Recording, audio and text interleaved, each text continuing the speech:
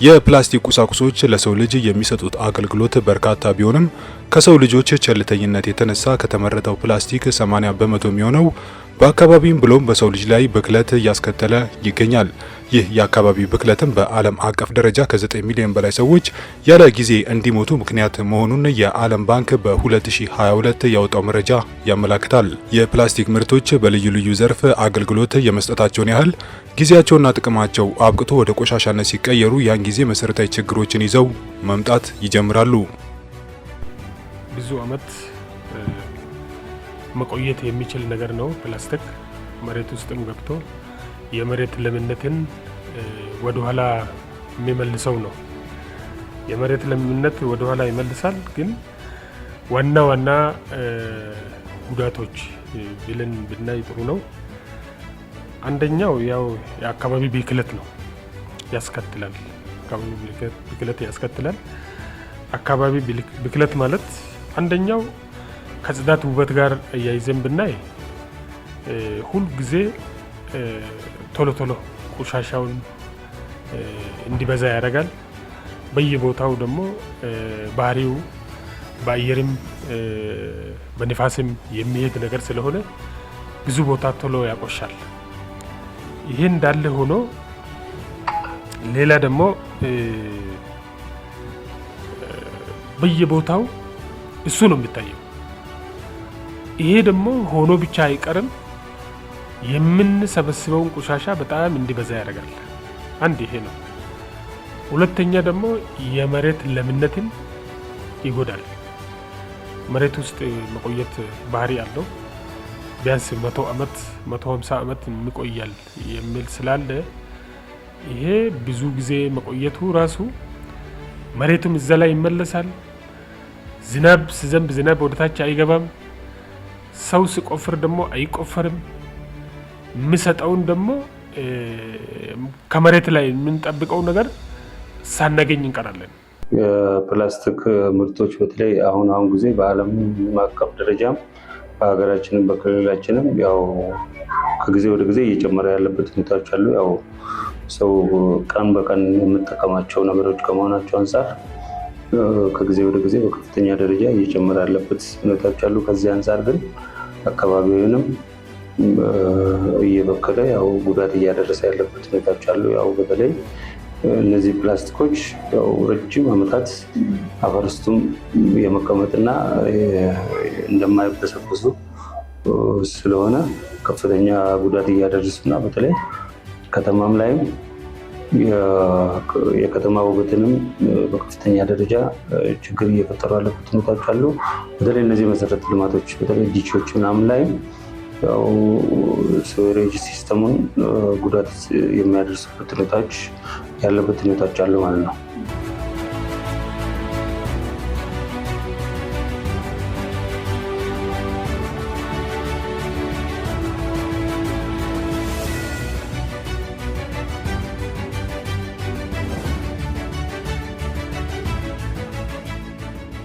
በሀገራችን ከተሞች ብሎም በሐረር ከተማ በየጥጋ ጥጉና በየአውራ ጎዳናው የወዳደቁ የፕላስቲክ ከረጢቶችን መመልከት የተለመደ ሆኗል። ይህም እንደ ዘርፉ ባለሙያዎች ትንተና ለመሬት ምርታማነት ማጣት ምክንያት በመሆን የአትክልትና የእጽዋት እድገትን በመክታት ላይ ይገኛል። ይህ የፕላስቲክ ውጤቶች በአካባቢ ላይ ያደረሱት ያለውን ችግር ዘግይቶም ቢሆን የተገነዘበው የሀገራችን መንግስት የፕላስቲክ ከረጢት ምርቶችን መጠቀምንና ማምረትን የሚከለክል አዋጅ አጽድቋል። አዋጁ ማንኛውም ሰው አንድ ጊዜ ብቻ ጥቅም ላይ የሚውል የፕላስቲክ ከረጢት ይዞ ከተገኘ ከ2000 እስከ 5000 ብር በሚደርስ የገንዘብ መቀጮ እንደሚቀጣ ይደነግጋል። ያመረተ ወይም ወደ ሀገር ውስጥ እያስገባ ለገበያ ያቀረበ ወይም የሸጠ ደግሞ ከ50,000 ብር እስከ 200,000 ብር በማይበልጥ የገንዘብ መቀጮና ከ5 ዓመት በማይበልጥ ጽኑ እስራት እንደሚቀጣ አዋጁ አስቀምጧል። በአዋጁ የተቀመጡ ክልከላዎችም ከጥር 23 ጀምሮ ተግባራዊ እንደሚደረጉ ከሐረሪ ክልል አካባቢ ጥበቃ ባለስልጣን ያገኘነው መረጃ ያመለክታል። ጥር 23 በኋላ እንዳይጠቀም አዋጅ መውጣቱ በጣም ተገቢና አስፈላጊ ነው ብለን ነው የምናምነው። ይሄ ደግሞ ብዙ ጊዜ መከልከል የማንችለው ያው ሃይላንድ ነው። ሃይላንዱ ሰው ይጠቀማል። እሱ ኦልሬዲ አሁን መልክ ይዟል። ድሮ በየቦታው ታገኛለህ፣ አሁን አታገኝም። ብር ሆነ ማለት ነው። አሁን ሰው ይሰበስባል፣ በግልም በማህበርም ይሰበስባል። ወደ ቦታውን ይወስዳል፣ ይሸጣል፣ ሰው ይጠቀማል። ቢያንስ 4 ብር ጀምረን አሁን ወደ 15 ነው፣ ወደ 20 ብር ገብቷል። ይሄ ሰው እየተጠቀመ ሌላ ምርት ሆኖ ለሰውም ያገለግላል፣ ለሰዎችም ስራ ይፈጥራል። ይሄ በጣም ብዙ ስራ እየሰራው ነው። አሁን ማጥፋት ያለበት ትክክለኛ አዋጁን መውጣትን ተገቢ የሚያደርገው ይሄ የሚበራው ነው። ይሄ ሰውን ይዞ ወደ እቃ ይዞ ወደ ቤት የሚሄዱትን ሌላ አማራጭ መጠቀም ነው። ሰዎቹ ሌላ አማራጭ መጠቀም ነው። ሌላ አማራጭ ማለት በጣም ብዙ አማራጮች አሉ። ገበያ ላይ የሚሸጡትም አለ፣ እንደ ዘንቢል ነገር የሰሩት እሱ መጠቀም አለበት ህዝባችን። ይሄ ከተጠቀመ ከኛ ጀምረን እሱ መጠቀም ባህል ካረግ ይሄን ማጥፋት ይቻላል።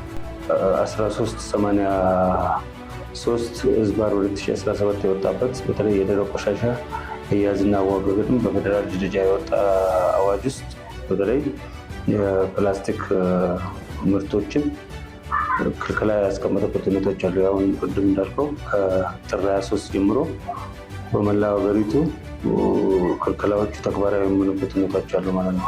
ከዚህ አንጻር የፋይዳው በተለይ በየቦታው የፕላስቲክ ምርቶች በተለይ እነዚህ ሲንግል ፌስታሎች በየቦታው የሚታዩበት ሁኔታዎች አሉ ማለት ነው። ይሄ ምንድነው? አካባቢውን ከመበከል አንጻር፣ የከተማ ውበት ከመጉዳት አንጻር በተለይ የአፈር ምርታማነትን በተለይ ታች ወደ አርሶ አደር ስንወስድ እርሻን ምርትና ምርታማነትን በከፍተኛ ደረጃ የሚቀንስበት ሁኔታዎች አሉ ማለት ነው። ከዚህ አንጻር ግን ጠቀሜታው በጣም ከፍተኛ ነው ማለት ነው። እነዚህ ክልከላዎች ተግባራዊ ሲደረጉ አድቫንቴጅ በጣም በከፍተኛ አንደኛ አካባቢን ከመበከል አንጻር ከፍተኛ ፋይዳ አለው ማለት ነው። የአካባቢ ብክለትን በከፍተኛ በተለይ የፕላስቲክ ብክለትን ይቀንሳል። ሌላኛው ቅድም እንዳልኩት ከተማችን በተለይ አሁን እየተሰሩ ያሉ ልማቶች ከኮሪደር ጋርም ከመሆኑ አንጻርም እነዚህን ሲጨመሩበት ፕላስቲኮቹ ክልከላዎቹ ተግባራዊ ሲደረጉ የከተማ ውበትና ለቱሪዝም ምቹ ከመሆኑ አንጻር በጣም ከፍተኛ አድቫንቴጅ አለው።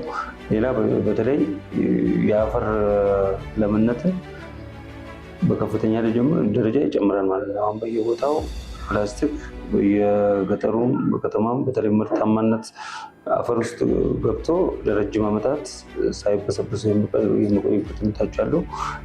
ውሃው ኤሬሽን አፈሩ ውሃ እንዳይወስድ አየርም ወስዶ ያው ዲኮምፖዝ እንዳይሆን በከፍተኛ ደረጃ የሚያደርጉበት ሁኔታ ስላሉ እነዚህ ክልከላዎች ተግባራዊ ከሆኑ የሁሉ ውጤታማ ይሆናል ማለት ነው።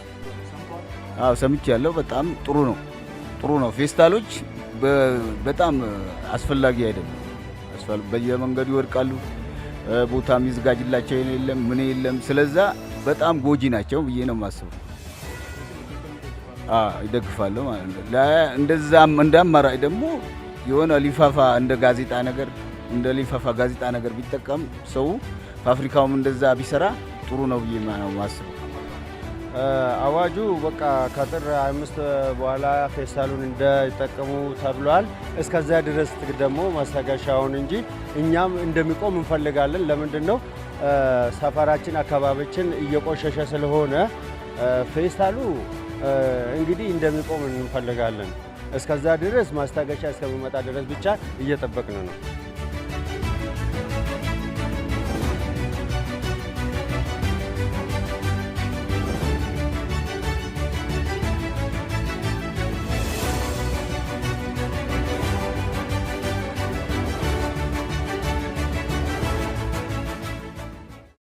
ከከተማ እስከ ገጠር መንደሮች፣ ከአነስተኛ ሸቀጣሸቀጥ ሱቆች እስከ ትላልቅ የገበያ ማዕከላት የፕላስቲክ ከረጢት የሌለበት ቦታ የለም። በሁሉም ስፍራ ይገኛል።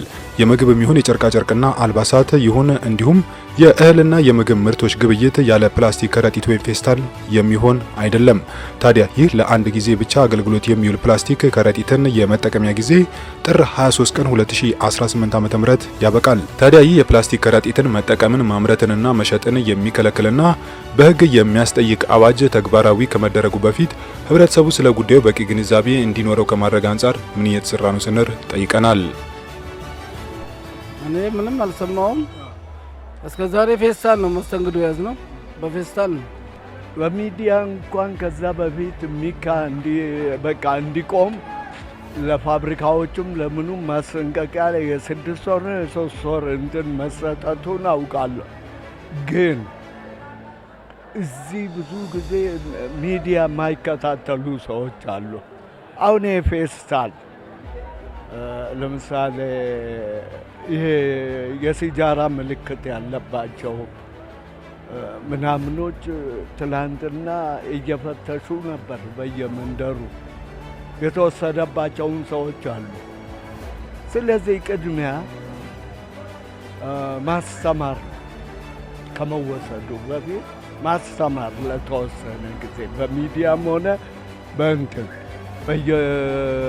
አሁን እዚህ አካባቢ የተወሰደበት ሰው አለ።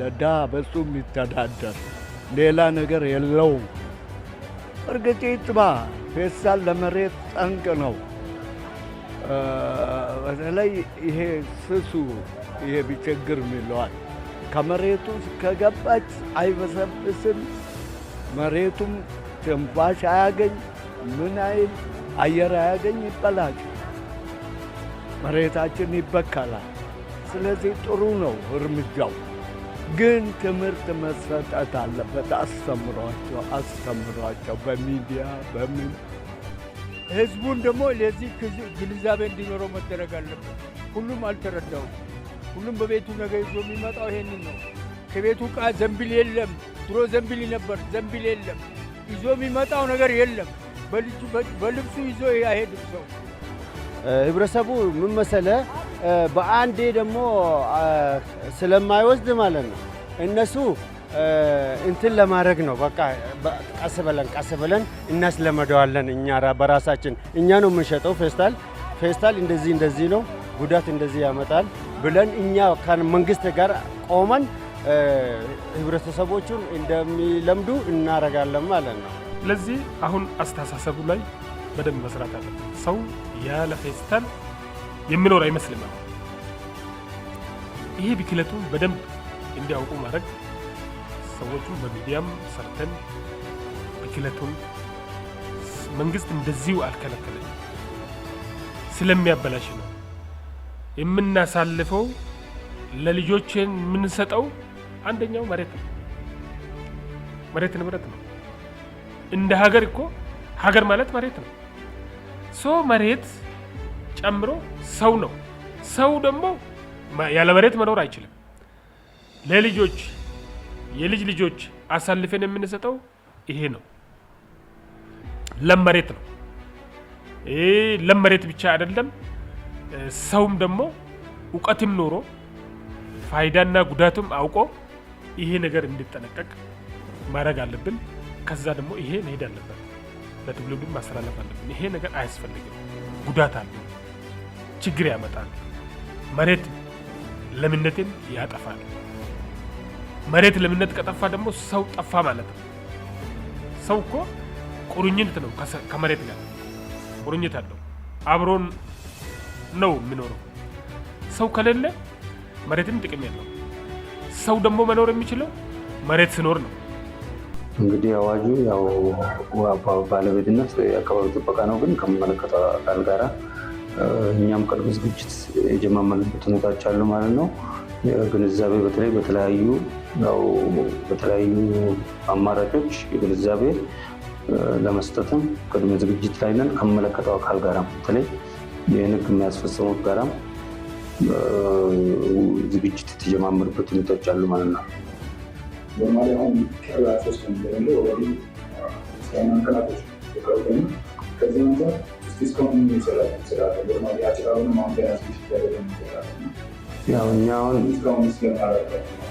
እኛ አሁን እስካሁን ያደረግነው በተለይ አሁን እነዚህ ፌስታል ቦታ መተካሰው ተቋማቶችን በተለይ ለማነጋገር ሞክረናል ማለት ነው።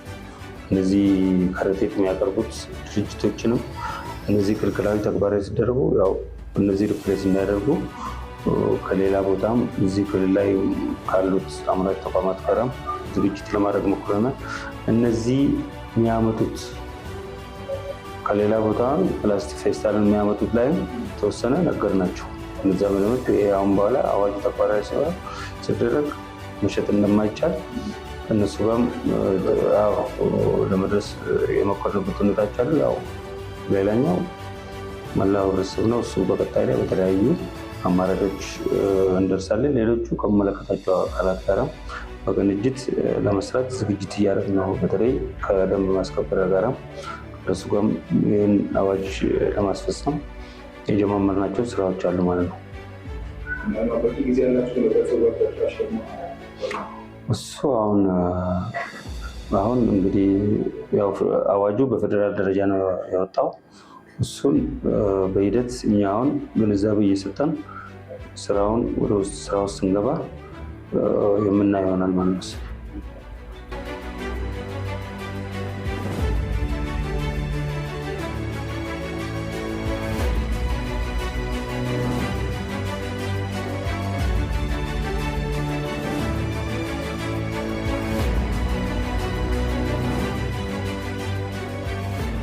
ለአንድ ጊዜ አገልግሎት ብቻ የሚውል የፕላስቲክ ከረጢትን የመጠቀሚያ ጊዜ ድንገት ከመቆሙ በፊት ህጉ ሐምሌ 2017 ዓመተ ምህረት ቢጸድቅም 6 ወራት የሽግግር ጊዜ የተሰጠ ሲሆን ጊዜው ጥር 23 2018 ዓመተ ምህረት ያበቃል። ከዚህ ዕለት በኋላ የፕላስቲክ ከረጢት ወይም ፌስታል የሚጠቀም የሚያመርትና ወደ ሀገር ውስጥ የሚያስገባ አካል እንደሚቀጣ እየተገለጸ ይገኛል። ታዲያ እነዚህ በአዋጁ የተቀመጡ ክልከላዎች ተፈጻሚ ከመሆናቸው በፊት ፌስታልን የሚተኩ ምርቶችን ማዘጋጀትና ማቅረብን የግድ ይጠይቃል። ፌስታሉ መቀየሩ ጥሩ ነው። ተተኪ የለም፣ ምትክ ያስፈልገዋል። ምግቦች ሁሉ ውጪ ነው የሚሸጡት። መያዣ ሳይኖረው ምንም ነገር ማድረግ ህዝቡ ለመደው። ተተኪ መኖር አለበት። ድሮ የነበረው በካኪ ወረቀት ነበር የምንወስደው። ካኪ ወረቀት ሰጥቶ በዛ ነበር ሰው የሚጠቀመው። ይሄ ፌስታል መጣ። ይሄ ህዝቡ አዘናጋው። ይሄ ነው ምን ተተኪ መኖር አለበት። ምትኩ መሰራት አለበት። ይሄ ከመጥፋት ጉድ ህዝቡ ይቸገራል። ምግቦች ሙዝ ብትል ምን ምትል እዚህ ነው ሌላ በምን።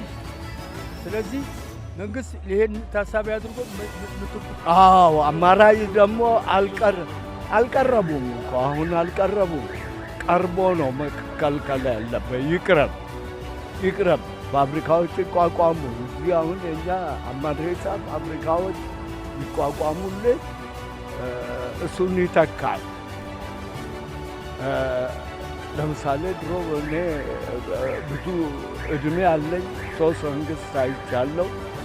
ድሮ እኛ በካኪ ወረቀት ነው ዳቦ የሚሰጠን፣ ዳቦ የምንገዛው። ይህ አሁን በቅርብ ነው የመጣው ይሄ ነገር። ስለዚህ ከሌላ አገር እኮ እንትን ብለው ተባረው የመጡ ናቸው። ኢትዮጵያ ውስጥ አሁን ፋብሪካዎች የተከፈቱ በኬንያ ሁሉ ተባረው የመጡ ፋብሪካዎች ናቸው። መያዣ ነገር ተዘጋጅቷል። ሸራ ነገር የሚባል ነገር አለ፣ በስም ነው እንደዚሁ። አላየነውም ግን አልቀረበም፣ እዚህ ሀገር አልመጣም። ያንን ቢቀየርና በዛ መሰግዶ ብናረግ አሪፍ ይመስለኛል። እኛ ደግሞ በመንግስት ላይ የምንፈልገው ምንድነው ከፌስታል ውጪ የሆነ ነገር ማስታገሻ እንደሚያመጣው እንፈልጋለን። መንግስታችን ደግሞ ይሄ ነገር አስቦ ለጥር ለኛም እንዳቀረበው በጣም እናመሰግናለን፣ እንወዳለን። ፌስታል ስለምንጠቀም አማራጩ ቶሎ ማቅረብ አለበት። አማራጩ ምን ይዞ መሄድ አለበት? በጨርቅ ሳይሆን ሌላ አማራጭ በዚህ የምንጠቀመው በምን ነው? ይሄ በጣም ከባድ ያደርጋል። ለምን በየቦታው ጫት ይሸጣል። በየቦታው የሚሸጡትን ደግሞ ፌስታል ነው ስታይሙ፣ ነጮች ፌስታል ነው በብዛት ነው። ከዛ ካነሰ ደግሞ አማራጩ ቶሎ ማምጣት አለበት። ማምጣት ያለበት ምኑ ነው? በብዛት እንዲኖር ማድረግ ነው። አለ እንደዚህም 2 ወኒም ያለው መያዣ ያለው ትላልቆች አሉ። የሚበሰብስ ነው፣ ብዙ መቆየት አይችልም። ከካርቶን ላይ ነው የሚሰሩት። እሱን መጠቀምና እሱን ስራ ላይ ማዋል አለብን። ነገሩ ይሄ የምጠቀመው በብዛት ስላለ ይሄ ወኔ ያደርጋል። ለጊዜው ሰው እንዲጨነቅ ምን እንጠቀማለን ምናምን ብሎ ሰው እንዲቸገር ያደርጋል። ስለዚህ ይሄ ባለሀብቶችም እዚህ ላይ መስራት አለበት። ምን ማምጣት አለበት? ከፌስታል ወደዚህ ማምጣት አለበት። ይሄ ደግሞ የኔ ብቻ አይደለም። እቺ ሀገር የኔ ብቻ አይደለም፣ የልጆቼ ነው፣ የልጅ ልጆቼ ነው። ስለዚህ የትውልድ ነው። ምን ማድረግ አለብን? ይሄ ነገር ማጥፋት አለብን። ይሄ ካልጠፋ ደግሞ ምን ይሆናል? እኛ የምኖረውን ኑሮ ላይ ችግር ያመጣል። እሱ አሁን እንደ ቻሌንጅ ነው ትልቁ ቻሌንጅ አሁን ቀጣይ ላይ እሱን ፌስታል ባን ሲደረግ ሪፕሌስ የሚያደርጉትን የሚያመጡትን በተለይ ከሌላ ቦታም እዚህ ክልላችን ያው ኢንዱስትሪ ዞን አካባቢ ላይ ያሉትን ለማነጋገር የተሞከረ ሁኔታዎች አሉ። እሱ በሂደት ቀጣይ ላይ የምንሄድበት ነው። ግን ለአሁኑ እሱ እንደ ቻሌንጅም እኛም የያዝነው ሁኔታዎች አሉ ማለት ነው። ግን በቀጣይ ላይ በስፋት የምሰራበት ሁኔታዎች አሉ ማለት ነው። ያው ስራውን በሀገር አቀፍ ደረጃም አዋጁ በህዝብ ተወካዮች ምክር ቤት ደረጃ ስለጸደቀ እዛ አካባቢ የታሰበ ነገሮች ስላሉ በዛው ሂደት የምንልበት ነው።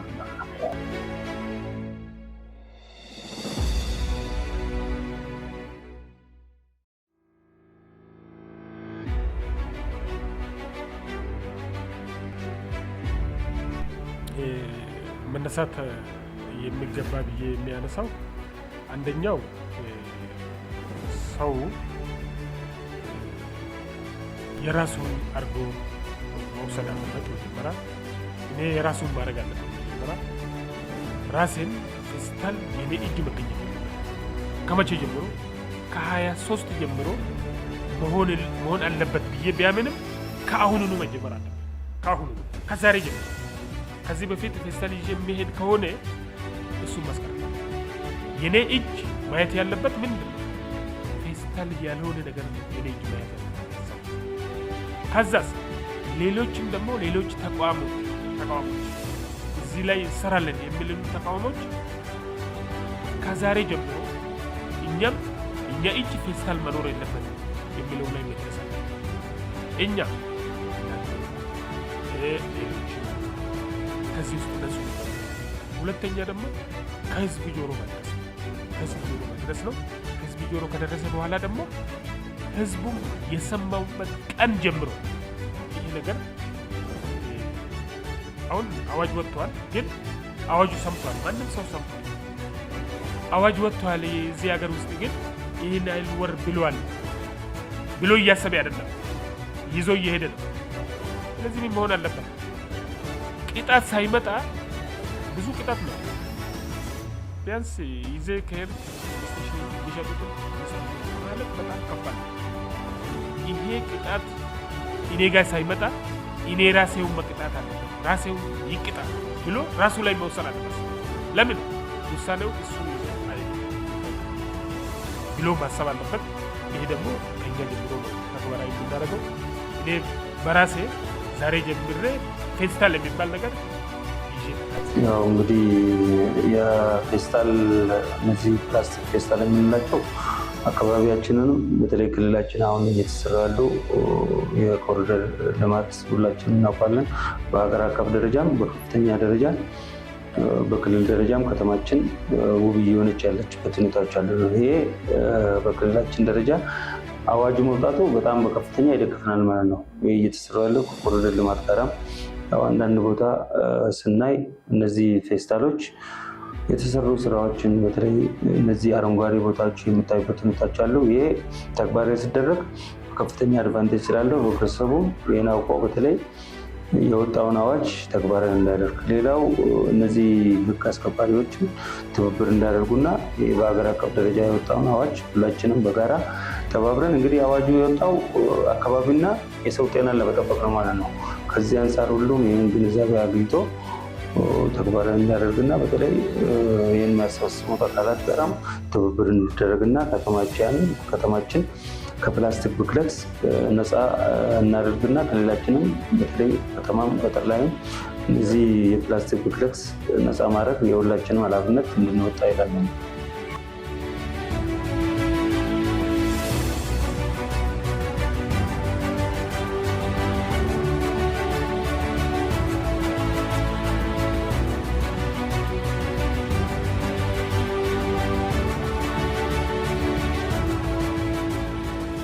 የፕላስቲክ ቆሻሻ ለመበስበስ ከ400 ዓመታት በላይ ይፈጅበታል።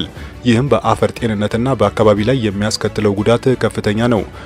ከዚህ አንጻር በሀገራችን ብሎም በክልላችን ፕላስቲክ ፌስታሎች በአካባቢ ላይ የሚያደርሱትን ጉዳት ለመከላከል ፕላስቲክ መጠቀምና ማምረትን የሚከለክል ሕግ በማውጣት ተግባር ላይ ለመዋል እየተደረገ ያለው ጥረት መልካም ነው።